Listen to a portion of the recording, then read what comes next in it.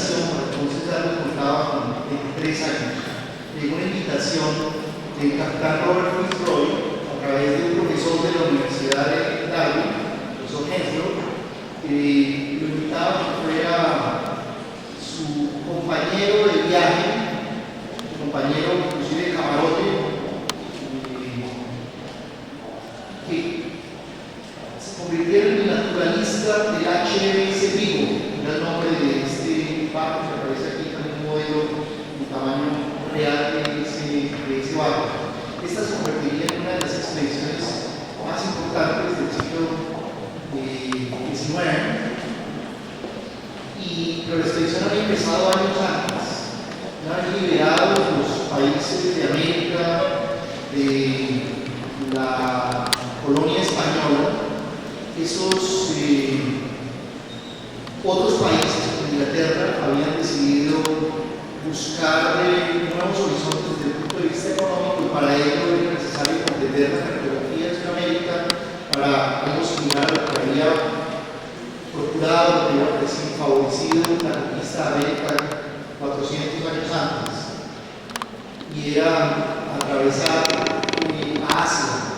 Sin embargo, las aguas del sur de Sudamérica eran y continúan siendo tremendamente difíciles de navegar, aún para hoy en día es así, con toda la tecnología existente, y lo era mucho más para el siglo XIX. Entonces enviaron una misión cartográfica compuesta por dos barcos, uno de ellos era el Vigo, y su capitán, en condiciones muy difíciles para la época, después de 2 años de estar en el mar, fondeando en la playa, etc., tratando de hacer la cartografía, terminó suicidándose a bordo del Vigo. Esto ustedes saben que para los marineros es una especie de maldición, y los marineros suelen ser gente muy supersticiosa. Así que cuando le encargaron a capitán Fitzroy, que aparece en la fotografía, que se hiciera cargo del Vigo, él recordó sus propios orígenes, sus propias tendencias depresivas, y lo que él quería que fuera a sufrir el mismo destino del capitán anterior le hizo pensar que necesitaba un compañero de viaje. Ese compañero de viaje no podían ser los marineros con los que él interactuaba diariamente, porque en buena medida era necesario, no solamente la cultura de los mares, por decirlo así, sino que era necesario para la época que en ocasiones inclusive el capitán utilizara el látigo con sus marineros, por tanto no podía hacerse amigo de ellos. Eso significaba que un capitán tenía una vida muy solitaria dentro de su barco. La invitación a Darwin fue en ese sentido, para que se constituyera un interlocutor durante el viaje de este barco. La vinculación de Darwin al Vigo representó un evento de una gran importancia para la historia de la ciencia del conocimiento, por razones que vamos a ver en un minuto. Era Darwin más o menos a los 30 años.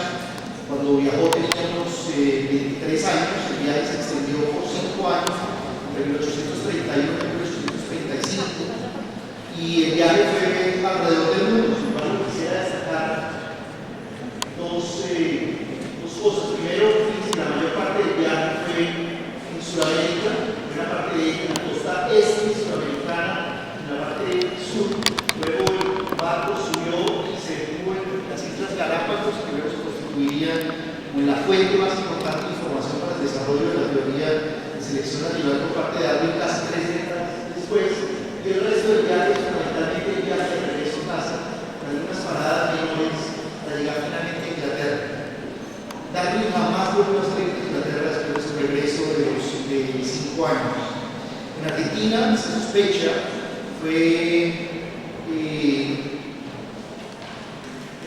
cogió la enfermedad de Chagas, contagiado con la enfermedad de Chagas, que tenían médicos que han analizado los síntomas que atacaron a Darwin durante el resto de su vida, y a partir de allí, aún durante sus periodos de gran trabajo, Darwin vivió enfermo durante el resto de la vida.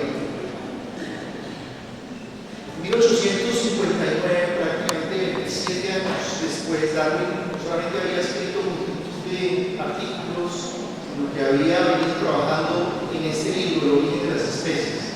Sin embargo, un año antes de su publicación, en 1859, 1958, Darwin recibió una carta de otro inglés, que era como él, un naturalista que trabajaba en el archipiélago malayo en Asia, y diciéndole que le enviaba un manuscrito de 14 páginas, en el cual él enviaba algunas ideas que podían explicar el origen de las especies. Darwin entró en pánico porque descubrió en esas 14 páginas un resumen perfecto de lo que había venido trabajando por 27 años. Se apresuró a hacer una presentación junto con Alfred Russel Wallace, que era quien enviaba esa carta, ese manuscrito, en la Sociedad Linneana de Londres, en la Royal Society de Londres, de sus ideas, que luego publicó en 1859. El libro fue vendido en un solo día, la primera edición fue vendida en un solo día. ¿Qué es lo que hacía el libro tan interesante? En realidad, el libro no hablaba mucho de los humanos. Solamente el último capítulo sugería que la teoría de selección natural, que no es estrictamente una teoría de la evolución, sino una teoría que fundamenta un mecanismo de explicación de la evolución. Y en el último capítulo sugería que esa forma de ver el mundo podía ayudar a comprender una serie de problemas, incluyendo problemas humanos. Sin embargo, alguna gente logró identificar que esto tenía unas implicaciones tremendas. Recuerden ustedes que es mitad del siglo XIX, y a partir de ahí la teoría de selección natural se convirtió en las mayores amenazas al pensamiento de la época, basado en buena medida en la comprensión del mundo desarrollada a partir de la idea de una creación por parte de un Dios vivo. ¿Qué era lo que explicaba la teoría de selección natural? La teoría de selección natural tiene dos elementos. Uno sugiere que en cualquier población tomamos una característica y vamos a encontrar una distribución de esa característica. Una distribución en el sentido de que esa misma característica va a tener pequeñas diferencias de individuo a individuo. Si nosotros tomáramos el público que está hoy acá y los alineáramos en una sola fila, por ejemplo, por estatura, encontraríamos que algunas personas tienen quizás de pronto alrededor de 1,50. Podrían levantar la mano quienes tengan menos de 1,50 de estatura.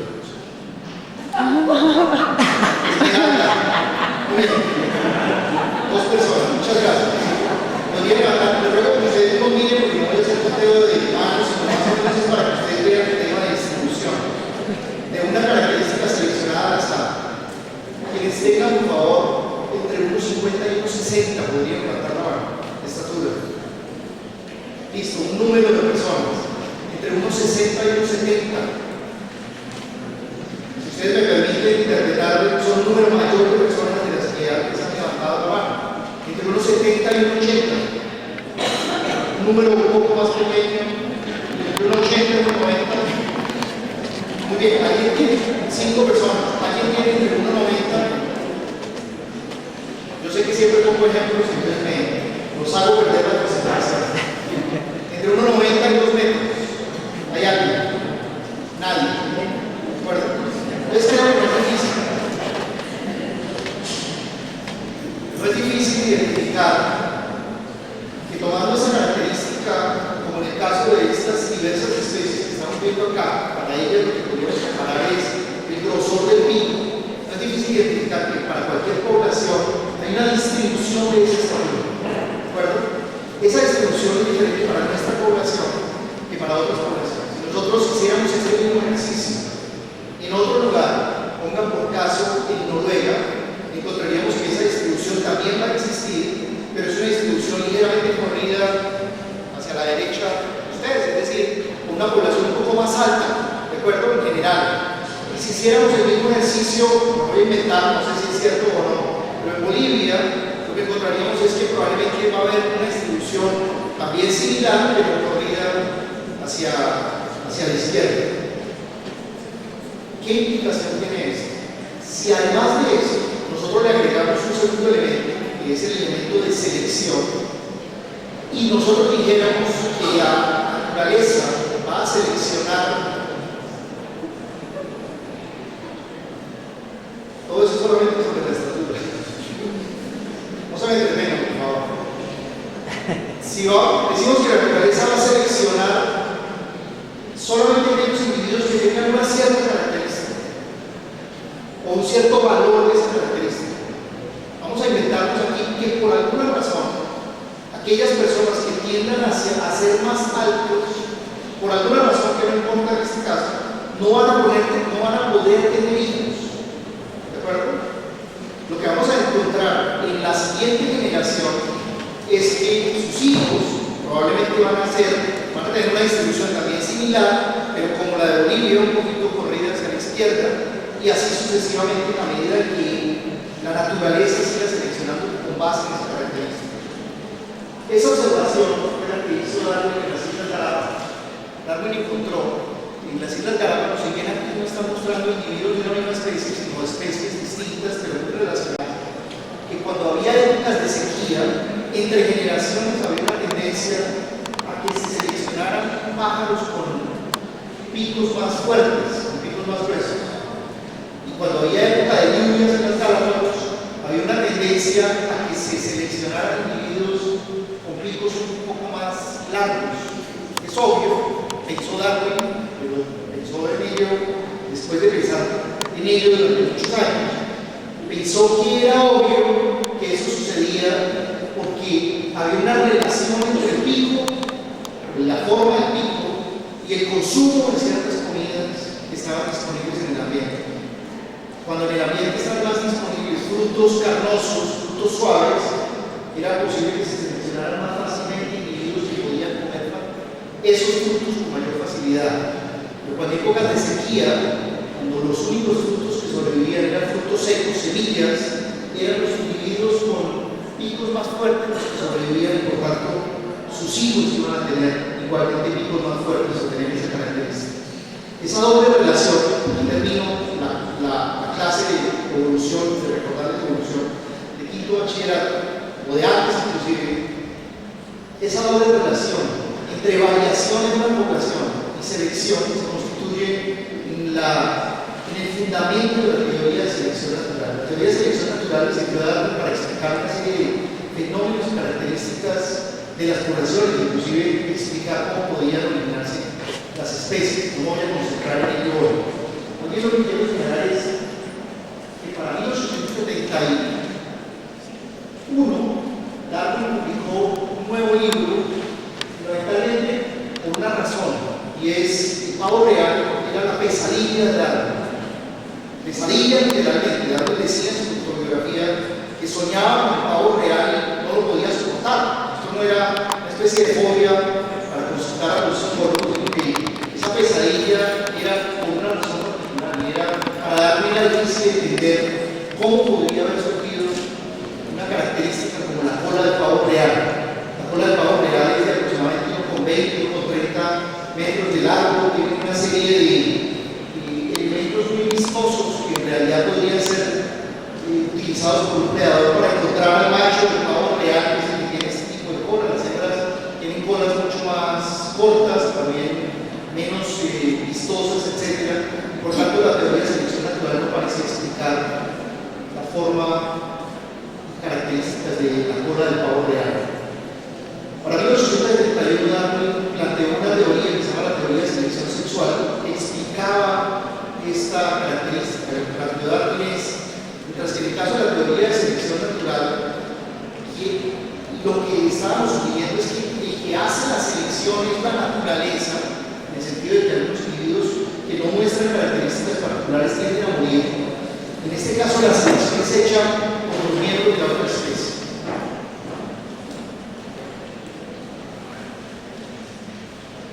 En otras palabras, decía Darwin, el pavo real ha alcanzado esa característica porque esa característica es atractiva para el sexo opuesto. A partir de acá, dejo un poquito ese tema aburrido y los introduzco en otro tema que puede ser más interesante, y es, por un ratito vamos a hablar solamente de sexo.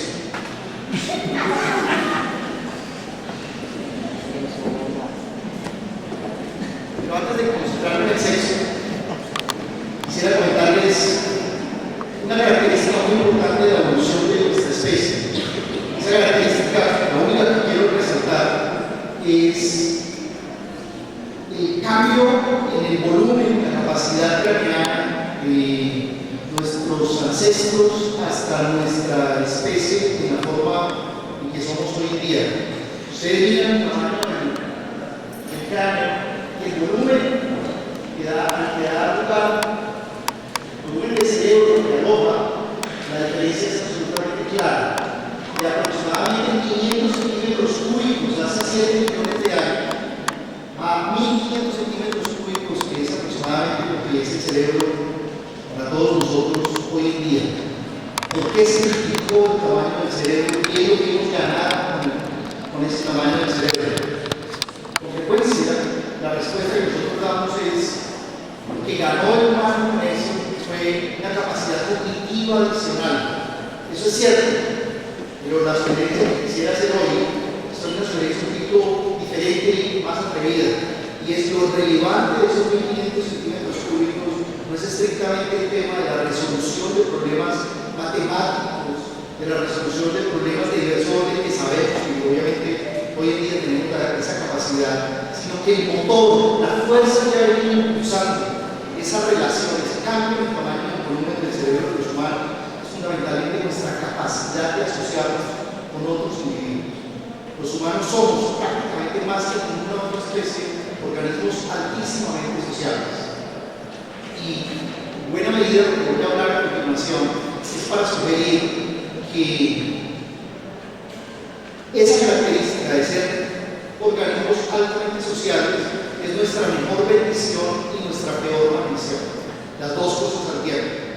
Es, como decía un colega, una especie de destino agridulce al que nos debemos someter, porque esa característica ha resultado en una tremenda capacidad adaptativa para todos nosotros. Antes de entrar a este punto y ya forma, me devuelvo al tema de selección sexual. Darwin argumentó que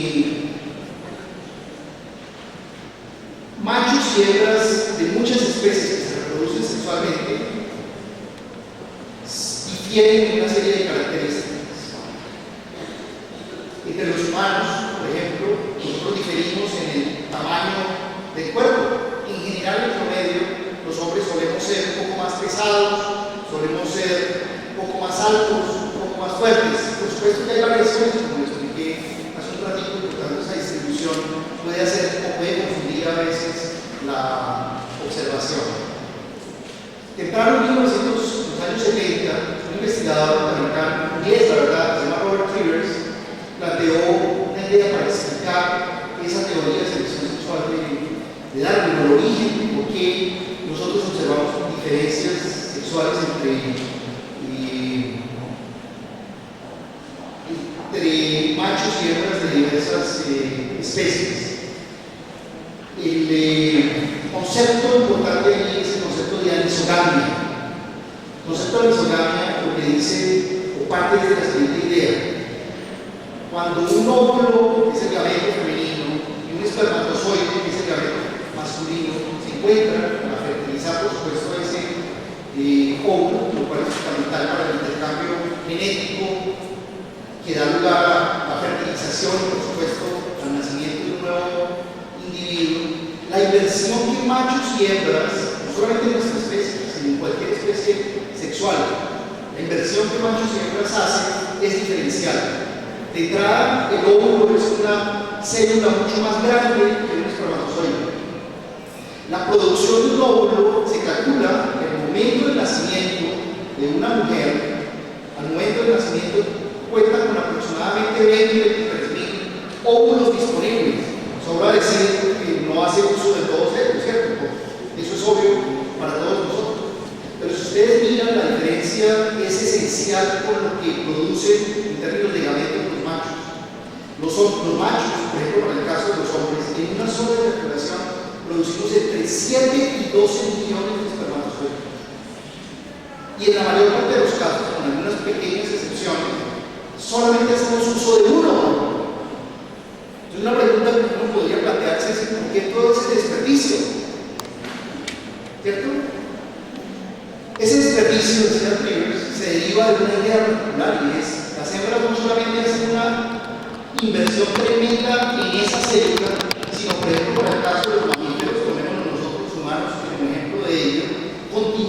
haciendo una inversión durante muchísimos años. Para el caso de los humanos, esa inversión continúa durante 9 meses del embarazo, ¿cierto? Es una inversión real.